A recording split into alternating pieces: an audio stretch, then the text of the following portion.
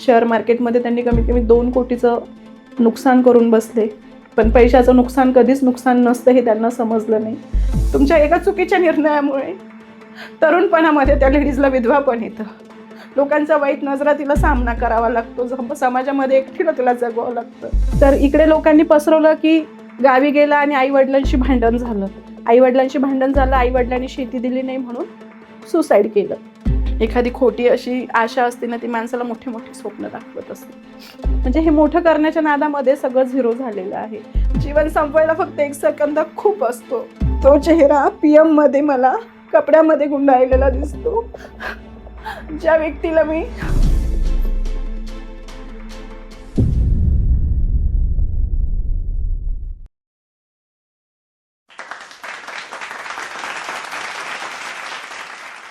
वेळ प्रत्येकाची येते, तोपर्यंत थांबू नका. आजची जी वेळ आपल्यावर आहे ना, ती तशीच राहील असं कधीच नसतं. त्यामुळे वाईट वेळेमध्ये आपण थांबलंच पाहिजे असं काहीच नाही. आपण आपलं काम करत राहा. नक्की एक ना एक दिवस आपली परिस्थिती बदलते. नमस्कार, मी कविता जनार्दन सानप. माहेरचं नाव माझं तारे आहे. मी छत्रपती संभाजीनगरवरून आले. इथे येण्याचं कारण काय आहे मला माझं आयुष्य एवढं समाजासमोर ओपन करण्याची हौस आलेली नाहीये. पण जी माझ्यावर वेळ आलेली आहे ती अजून कोणत्या कुटुंबावर येऊ नये. जे माझ्या नवऱ्याने सहन केलेलं आहे ते कुणी सहन करू नये. जी वेळ माझ्या नवऱ्याला सुसाईड करण्यापर्यंत आणते, जी कृती त्यांनी केली आहे ज्या गोष्टीमुळे, ती गोष्ट परत कुणाच्या आयुष्यात घडू नये म्हणून आज ह्या स्टोरीद्वारे मी तुम्हाला सांगणार आहे. मी राहायला संभाजीनगर प्रॉपर तिथलीच आहे. माझं शिक्षण पण तिथेच झालेलं आहे. माझं शालेय शिक्षणमध्ये पण मी जास्त अशी अभ्यासामध्ये नव्हती, पण एक्स्ट्रा करिक्युलम ॲक्टिव्हिटी मी बऱ्याचपैकी चांगल्या करत होते. म्हणजे मला तेव्हापासून माझे विचार असे होते की नाही, स्त्रियांवर अन्याय नाही झाला पाहिजे, मुलगा मुलगी हा भेदभाव नसावा. म्हणजे यासाठी कधी कधी मी माझ्या आईशी पण भांडण करायचे की तू आम्हाला तिघांना समान समज, कारण मी एकुलती एक होते. म्हणजे हे विचार माझे मुळामध्ये पहिल्यापासूनच आहेत. पण ठीक आहे, आपण म्हणतो की आपल्याला लाईफ पार्टनर असा मिळतो की तो आपल्या मनामध्ये असलेले सुप्त गुण म्हणा किंवा ज्या इच्छा आहे तो पूर्ण करण्यासाठीच असतो. तर सेम मला माझ्या आयुष्यामध्ये माझा लाईफ पार्टनर सुद्धा तसाच मिळाला. पण काय म्हणतात, एक सुखी संसाराला लागलेली नजर म्हणा किंवा नियती म्हणा, ते माझ्या बाबतीत घडलेलं आहे. त्यामुळे पुढे चालून जेव्हा माझं लग्न झालं 2008 मध्ये माझ्या हजबंडसोबत, तर त्याच विचाराने मी संसारामध्ये पण पाऊल टाकलं, विचाराने चांगल्याच. माझ्या हजबंडला पण मी सांगायचे की नाही, तुम्ही जरी नवरा असाल, मी जरी बायको आहे, तरी आपण दोघं जण समान आहोत, कारण संसार हा दोघांचा पण आहे. आणि ते पण ॲग्री त्या गोष्टीला करायचे. त्यांनी पण कधी मला अपोज नाही केलं की तू जॉब नाही करायचा, तू घरातच राहायचं. नाही, त्यांनी तू शिक्षण केलं, तुला जर जॉब करायचा असेल तर तू जॉब करू शकते, असं त्यांनी मला सांगितलेलं. तर पहिल्यापासून आम्ही दोघांनी पण छान विचारांनी आमचा संसार फुलवलेला. पहिली मला मुलगी 2009 मध्ये झालेली. ज्या व्यक्तीला आयुष्य काय आहे हेच माहीत नाही, त्याच्या आयुष्यामध्ये चांगली बायको मिळणं, त्यानंतर लगेच लेकरू होणं, हे स्वर्ग सुखावरून तरी कमी नाहीये, हे ते पण मानायचे. त्यांना खूप आवडायचं ह्या सगळ्या गोष्टी. संसार म्हणजे जिद्दीने संसार करणारा माणूस असेल तर तो आहे, जो स्वतःला कपडे बिपडे नव्हता घेत, पण घरात स्टीलची भांडी आणायचं ज्याला नाद होता, घरात वस्तू आणायचं ज्याला नाद होता, एवढा चांगला माणूस फक्त शेअर मार्केटमुळे उद्ध्वस्त झालेला आहे. फक्त शेअर मार्केटमुळे त्यांनी त्यांची इज्जत घालून घेतलेली आहे. मी त्यांना म्हणायचे की इज्जत वगैरे ह्या गोष्टी काहीही नसतात. इज्जत मनात आणू नका, जे झालं ते विसरून जा. पण म्हणताना जे स्वाभिमानी माणसं असतात त्यांना झालेल्या चुकांचा पश्चाताप हा आयुष्यभर राहत असतो. आणि त्यांनाही तसाच पश्चाताप होता. त्या पश्चातापातनं त्यांनी शेवटी स्वतःचा जीव पण दिला.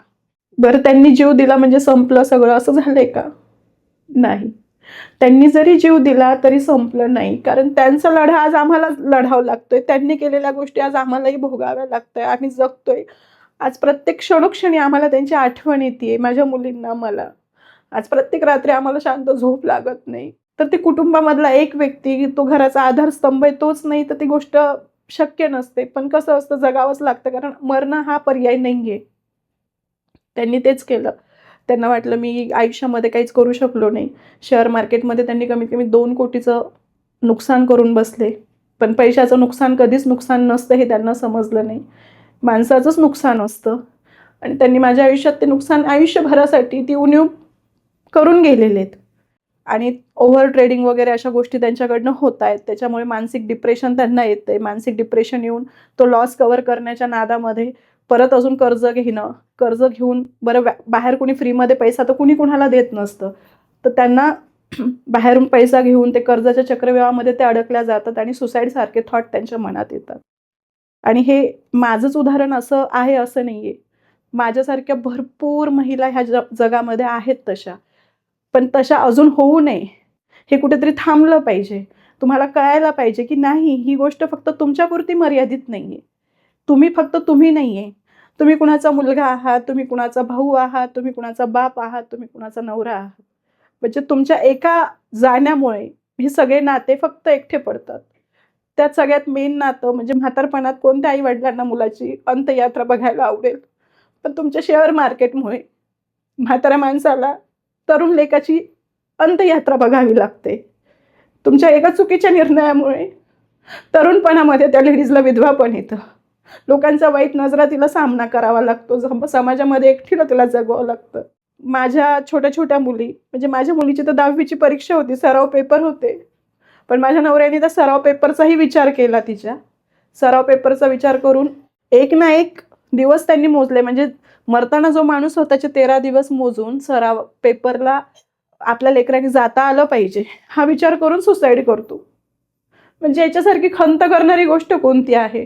तिच्या सराव पेपरचा विचार केला, पण तिच्या आयुष्याचा विचार नाही केला की आपल्या लेकराचं 10वीचं वर्ष आहे, तिचा टर्निंग पॉईंट आहे. तिच्या टर्निंग पॉईंटला तिचे पहिले मार्क बघायला तिचा बाप नाहीये तिच्यासोबत. त्याच्यासारखी खंत करणारी गोष्ट कोणती? ज्या मार्कांसाठी 10वीमध्ये लेकरू जाईपर्यंत की तू 80% जरी घेतले तर मी तुला गाडी घेऊन देईल, तू 80% घे फक्त, असं सांगणारा बाप तिच्या पेपरला पण नाहीये हजर. तर त्या लेकरांनी काय भोगलंय? तिला पेपर पण द्यायचे, तिला स्वतःला चांगले मार्क पण घ्यायचे. बरं असं पण नाही ना, चांगले मार्कही तिने घेतले, ती अभ्यास बिचारी विसरून गेली. ज्या कंडिशनमध्ये आम्हाला न्यूजपेपर बघावं वाटत नव्हती त्या कंडिशनमध्ये त्या लेकराला अभ्यास करावा लागला. एवढ्या दुःखामध्ये तिने केलं. म्हणजे पैसा तुम्हाला त्या लेकरा बाळांसाठी किंवा त्या कुटुंबासाठी हवा असतो ना, पण त्या कुटुंबावर अशी वेळ येते की त्यांना पेपर असो किंवा आयुष्यभरातला त्यांचा जो सहारा आहे तो त्या पैशांमुळेच गेला ना. मग काय उपयोगाचा आहे तो पैसा? आमचं हस्तखेळतं कुटुंब होतं छान, घरामध्ये कसलीही कमी नाही एकदम. म्हणजे त्यांना त्यांची गाडी, मला माझी गाडी, फ्लॅट झालेला, घर झालेलं, म्हणजे हे सगळं छान झालेलं असताना सुद्धा अजून हव्यास की मी काहीतरी अजून मोठं करेल. म्हणजे हे मोठं करण्याच्या नादामध्ये सगळं झिरो झालेलं आहे. हे मान्य आहे. माझ्याही हस्बंडनी तोच विचार केला की त्यांना वाटलं की मी माझ्या कुटुंबाला छान मोठ्या बंगल्यात नेईल, फ्लॅटचं कर्ज एका झटक्यात नील करल, मोठ्या बंगल्यात घेऊन जाईल. मी त्यांना म्हणायचे की बंगला वगैरे तुमच्या शेअर मार्केटनी जर असेल तर तो नकोय आम्हाला. पण ते म्हणतात ना, एखादी खोटी अशी आशा असते ना, ती माणसाला मोठे मोठे स्वप्न दाखवत असते. आणि ते स्वतःला ती खोटी आशेतून स्वतःला स्वप्न दाखवत होते आणि त्या स्वप्नातनं आम्हालाही स्वप्न दाखवत होते, पण ती रियालिटी झाली नाही. जो माणूस कसलंही व्यसन नसताना, जो फक्त ड्युटी आणि घर बघणारा माणूस एवढा शेअर मार्केटच्या नादाला लागला की त्याने त्या कुटुंबाला एकटं सोडून रेकॉर्डिंग करून किंवा मॅसेज टाईप करून जीव दिला. आज घरामध्ये आम्ही 3 जणी असतो, मी आणि माझ्या 2 मुली. प्रत्येक सेकंदाला आठवण येते त्यांची. म्हणजे एक शेअर मार्केटची चुकी आज आम्ही क्षणोक्षणी भोगतोय. माझा नवऱ्याने तर जीवानी गेलाच बिचारा, पण त्या कुटुंबाकडे बघण्याचा जो समाजाचा दृष्टिकोन असतो की यांच्यामुळे झालं असेल किंवा याच्या गोष्टींमुळे झालं असेल तर असं. पण एक सांगू का, तसं काहीही नसतं. ज्या दिवशी त्यांनी सुसाईड केलं त्या दिवशी त्यांनी ना घरी सुसाईड केलं ना गावी सुसाईड केलं. त्यांनी गाव आणि आमचं जे घर आहे त्याच्यामधला रस्ता त्यांनी चॉईस केला, म्हणजे दोन्हीकडच्यांना येण्यासाठी जवळ पडावं. त्यांनी डोंगराच्या पायथ्याशी सुसाईड केलं. पण म्हणतो ना आपण, चावचाव करणारे किंवा मनाने घटना पसरवणारे लोक ह्या जमान्यात आहेत. तर इकडे लोकांनी पसरवलं की गावी गेला आणि आईवडिलांशी भांडण झालं, आईवडिलांनी शेती दिली नाही म्हणून सुसाईड केलं. पण ही सत्य घटना नाहीये. मला ज्यावेळेस कानावर आलं तिथे मी त्यांना बोलले की नाही, हे चुकीचं आहे, तसं काहीच नाहीये. त्यांनी त्यांच्या वाटेची जी शेती होती त्यांना विकून देण्यासाठी सहकार्य केलंच त्यांनी. का तर त्याचा जीव वाचावा. बाबा तू तुझा जीव वाचव, म्हणजे त्यांच्या वडिलांनी पण तो सपोर्ट त्यांना केला की तू, आणि त्यांनी रेकॉर्डिंगमध्ये खरं सांगते वडिलांचं नाव खूप घेतलं की जिजासारखा बाप सगळ्यांना असावा. पण मला एक म्हणायचं, तुम्हाला बाप होता ना जिजासारखा, तर तुम्ही त्या बापाचा फायदा घ्यायचा ना, स्वतःचं आयुष्य सुधरवायचं ना, आयुष्य संपवायचं का? ज्याला बाप नाही ना त्याला बाप नसण्याची व्यथा काय ना हे विचारा. आणि ती गोष्ट तुम्ही लेकरांवर आणली. आज माझे लेकरं सुद्धा बाहेर लोकांचे पप्पा वगैरे बघून त्या मनामध्ये किती रडत असतील, किती खंत वाटत असेल, याचा कधी तुम्ही विचार केलाय का? जीवन संपवायला फक्त 1 सेकंद खूप असतो, पण तो 1 सेकंद जर तिथे नसतं तर आज माझी फॅमिली परिपूर्ण फॅमिली असती. माझ्या सासऱ्यांवर किंवा असं बोलले, आणि तिकडं मला म्हणजे तिकडे असं यायचं की हिच्यामुळं झालं, ही जास्त खर्च करायची. आता खर्च करत होते नाही करत होते हा मला माहिती आहे, माझ्या नवऱ्याला तो प्रश्न माहिती आहे. माझ्या नवऱ्याला माहिती की मी किती सपोर्ट करायची. त्यासाठी त्यांनी रेकॉर्डिंग पण करून ठेवली. रेकॉर्डिंगमध्ये त्यांनी त्यांच्या वडिलांबद्दल चांगलं बोलले, माझ्याबद्दल चांगले बोलले, लेकरांबद्दल, मित्रांबद्दल, म्हणजे सगळ्या चांगल्या गोष्टी, पॉझिटिव्ह गोष्ट ते बोलले. त्यांना तेवढं पण कळालं की पैसा हा कमवता येतो, गेलेला माणूस कमवता येत नाही. हा त्यांचा डायलॉग होता त्याच्यामध्ये. म्हणजे मरताना त्या व्यक्तीला जीवनाचं नॉलेज येतंय, मरताना त्या व्यक्तीला सगळ्यांची किंमत कळते, मरताना त्या व्यक्तीला बायकोची किंमत कळते, मरताना त्या व्यक्तीला स्वतः किती आपण निर्लज्ज आहोत हे समजतंय. म्हणजे ते खरं तो शब्द त्यांनी एवढा का स्वतःला लावून घेतला मलाही समजत नाही. ते स्वतःला एवढं गिल्टी फील करत होते की मी कोणत्याच लायकीचा नाहीये. त्यांनी त्या रेकॉर्डिंगमध्ये बोलले की मी जर म्हणजे पोरींना बोलले की तुम्ही काय करा, तुम्ही फक्त मम्मीसाठी जगा आणि मम्मीचं नाव मोठं करा, माझं नाव सुद्धा लावू नका. म्हणजे त्यांनी एवढं स्वतःला का खालच्या लेवलला पाडलं, का तर फक्त प्रॉपर्टी घातली म्हणून. म्हणजे आम्ही त्यांना समजून सांगत होतो. त्यांनी रेकॉर्डिंग केली, मेसेज केला, सगळं पाठवून दिलं. आणि 25 डिसेंबरला त्यांनी सुसाईड 2024 सुसाईड केलं. म्हणजे आज तो दिवस इतका काळा दिवस आहे माझ्या आयुष्यातला. म्हणजे मला आता दिवस जसं जसं आता त्यांना मागच्या वर्षीच 1 वर्ष झालं, तर ते जसे जसे दिवस जवळ येऊ लागले ना, आम्हाला भीती वाटते.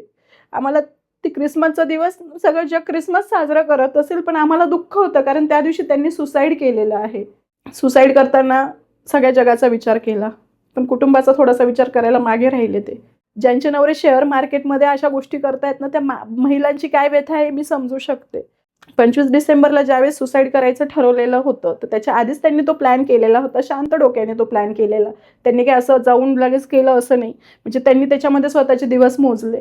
त्यांनी त्याच्यामध्ये स्वतःचे 13 दिवस मोजणारा कोण व्यक्ती असतो त्यांनी मोजून ठेवले. त्यांनी येणाऱ्या जाणाऱ्याचा विचार केला. ते रात्रभर गायब होते, 1 दिवस गायब होते आणि दुसऱ्या दिवशी 11:30 म्हणजे सकाळचे नाश्ते पण झाले पाहिजे सगळ्यांचे. आणि दिसतं केलं. म्हणजे कुणाला शोधायचं सुद्धा त्यांनी चान्स ठेवला नाही की मला कुणाला शोधायला पण वेळ नाही लागला पाहिजे, मला पटकन शोधलं गेलं पाहिजे. आणि ज्या दिवशी त्यांनी तसं केलं, मला एक फोन आला. फोनवर म्हणजे ह्या गोष्टी कळाल्या की ते नाही आहेत ह्या जगामध्ये. तर ती जी घटना आहे ना, ती कानावर आल्यानंतर ना काय कंडिशन होती ना, ही ती महिलाच सांगू शकते की अशी काही घटना जर बाईच्या कानावर येते की आपण ज्या माणसाला 20 वेळेस सुसाईड करण्यापासून वाचवतोय, ज्याला आपण पैसा फेडतोय, ज्याला आपण त्यातनं बाहेर काढण्यासाठी अतोनात प्रयत्न करतोय, त्या व्यक्तीची ही घटना कानावर येताना किती त्रास होतो. म्हणजे ह्या व्यक्तीने फाशी घेतली हे तिकडून सांगितलं ना, त्यावेळेस मला असं झालं की नाही, ही घटना ना सत्य नसावी. त्यांना पटकन खाली घ्या, त्यांचा श्वास चालू आहे का, म्हणजे श्वास चालू असावा, ही माझी म्हणजे किती वेळी आशा होती त्यावेळेस. पण मला असं वाटायचं नाही, माझ्या आशाने हे खरं असावं. त्यांचा थोडा जरी श्वास चालू असला ना, मी सगळा दवाखाना वगैरे करल आणि त्यांना माझ्यासोबत आणेल, माझ्या जगामध्ये परत आणेल, अशी माझी ती भापक इच्छा होती. पण ते पूर्ण नाही, कारण त्यांचा जीव ऑलरेडी गेलेला होता. म्हणजे जीव जाण्याआधी त्यांनी एक फोन केला असता किंवा काही सांगितलं असतं, तर आम्ही तिथं कसं का होईना गेलो असतो आणि त्यांना वाचवलं असतं. जी काही प्रॉपर्टी राहिली ती पण घातली असती कर्जासाठी. पण मला तो व्यक्ती हवा होता. त्या व्यक्तीला मी शोधण्यासाठी किंवा त्या व्यक्तीला 20 वेळेस वाचवण्यासाठी काय काय प्रयत्न केलेले हे मला माहिती. हे समाजाला माहिती नसतं. समाज नाव ठेवून मोकळा होऊन जातो. म्हणजे ज्या दिवशी ते गेले, त्या दिवशी माझी कंडिशन तर एकदम बेकार झाली. कधी आयुष्यामध्ये आपण ॲम्ब्युलन्स बघितलं नाही, कधी ते PM वगैरे ती बॉडी तशी येते ते बघितलं नाही. ज्या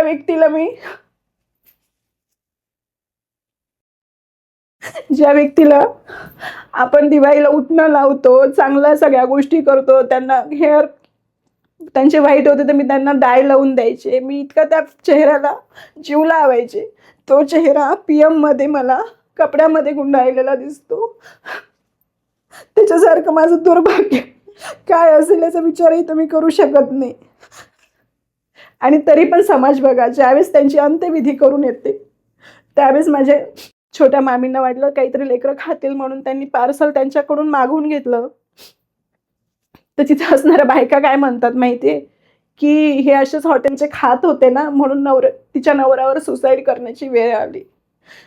म्हणजे इतकी घाणेरडी मानसिकता असतं, आपलं कुणीही विचार करत नाही. ज्यावेळेस आपल्यावर वेळ येते ना त्यावेळेस लोकांना आपल्या फक्त चुका दिसत असतात आणि आपल्या चुका सांभाळून घेण्यासाठी आपलं कुटुंबच आपल्यासोबत उभं असतं. माझं कुटुंबाने मला साथ दिली, मला सांभाळून घेतलं त्या कंडिशनमध्ये. 14 दिवस काय काय आम्ही भोगत होतो त्यावेळेस खरं सांगते, म्हणजे माझ्या जाऊबाई असो, माझे मोठे भाया असो, त्यांनी सांभाळून घेतलं. माझ्या जाऊबाईंनी पण वर्षभर मला नंतर फोन करून वगैरे सांभाळून घेतलं मला प्रत्येक कंडिशनमध्ये. म्हणजे वर्षभर त्यांनी तिथं त्यांच्या काही विधी असतील त्या केल्या किंवा नंतर सुद्धा वर्ष श्राद्धाचा कार्यक्रम वगैरे त्यांनी केला. हे सांभाळून घेतलं. आपलं कुटुंबच आपल्याला शेवटी उपयोगात येतं. पण जे असतं ना चावचाव करणारे किंवा इकडचं, म्हणजे आपल्या घरामध्ये समाधानाने गोष्टी होऊ द्यायच्या नसतात त्यावेळेस लावून देणारे लोक असतात. तर ती कंडिशन त्यावेळेस पण भोगली ना अजून सुद्धा भोगली. म्हणून मी ठरवलं की नाही, आपल्याला ह्या समाजापासून किंवा ह्या लोकांपासून दूर राहायचं. आपण आपल्या फॅमिलीला महत्त्व आधी द्यायचं.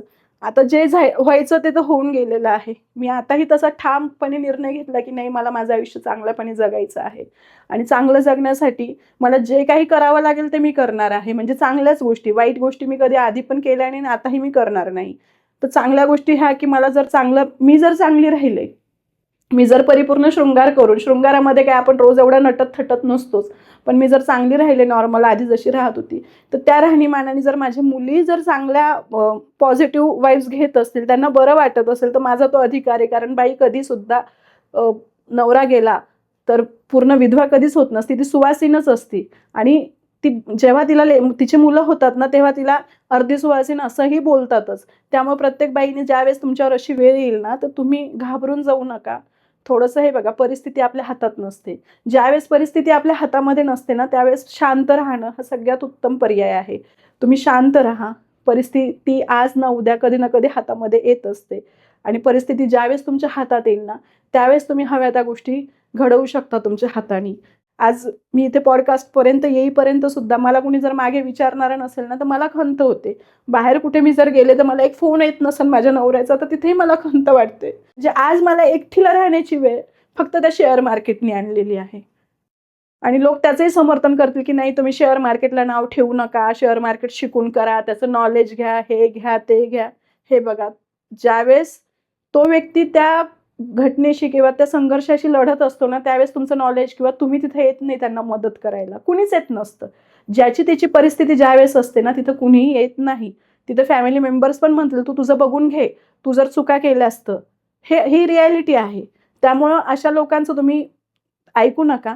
त्यांना प्रॉफिट होत असेल तर चांगली गोष्ट, तुम्ही प्रॉफिट करा, पण तुम्ही सुद्धा चांगल्या मार्गाने किंवा चांगल्या वेळीच जा, चांगल्या वेळी तुम्ही तुमचं काम करा. एवढंच सांगायचं. धन्यवाद.